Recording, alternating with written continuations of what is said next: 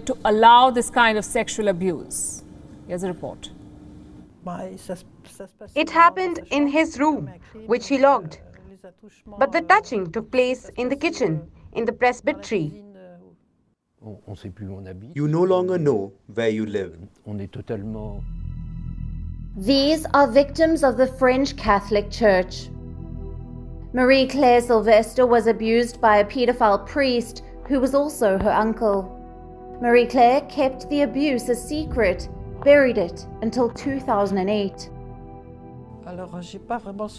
I don't really remember when it started. I was looking at photos because my dad took a lot of holiday photos. He was a teacher in the Catholic school. He was very religious.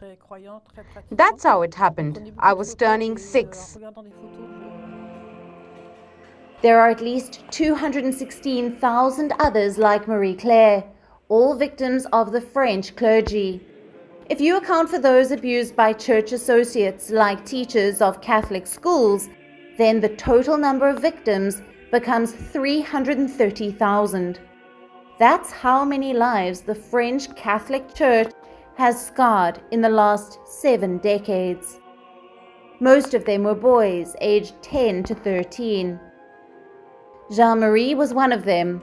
He is 82 years old now. I quote from one of the predators, "You should have stopped me. It's not right. It's a sin." Sin is what the French clergy has committed. The 6th commandment says, "Thou shalt not commit adultery." An independent inquiry commission has found that there were at least 3,200 pedophiles in the French Catholic Church. What does the 5th commandment say? "Thou shalt not kill." Many of the church's victims died. 20% of the victims were girls. In fact, those abused by French priests, nuns, and church associates account for 6% of all victims of sexual abuse in France. What happened to the culprits? Just a handful of them received disciplinary action under canonical law. In May 2019, Pope Francis vowed to address abuse by priests.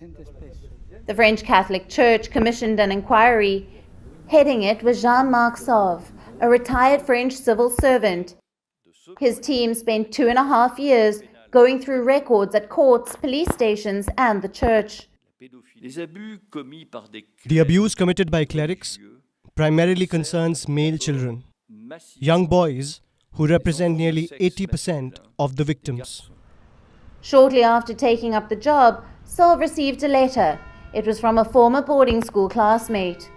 The classmate recounted abuse by a priest who gave music lessons to both him and Sauve. The priest had also gone on to abuse dozens of other boys. Sauve's commission discovered that the abuser had suddenly left the boarding school. It also found that 2.5% of French clergy had sexually abused minors since 1950. This was a systemic abuse, one that the Roman Catholic Church was burying under a veil of silence. Eric Boone was the first victim the commission heard. Boone is 49 years old. He was sexually abused by a Dominican friar. Boone was a young teenager then. Today, he is demanding a reform of the clergy. There were monastic reforms in the 11th century, and as there was the Protestant reform in the 16th century. Today there is a reform of the church to be lived, that is to say, a return to the sources. The inquiry report says the church's teaching on sexuality, the sanctity of the priesthood, created the blind spots.